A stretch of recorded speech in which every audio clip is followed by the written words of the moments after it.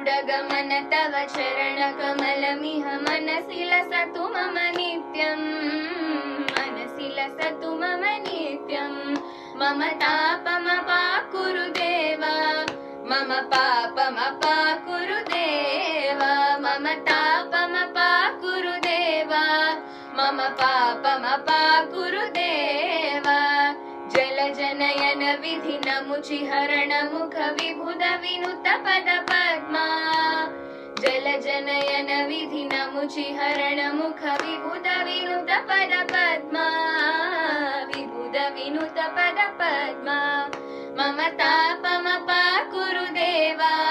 मम पापमपाकुरु देवा मम तापमपाकुरु देवा मम पापमपाकुरु देवा भुजगशयन भव मदन जनक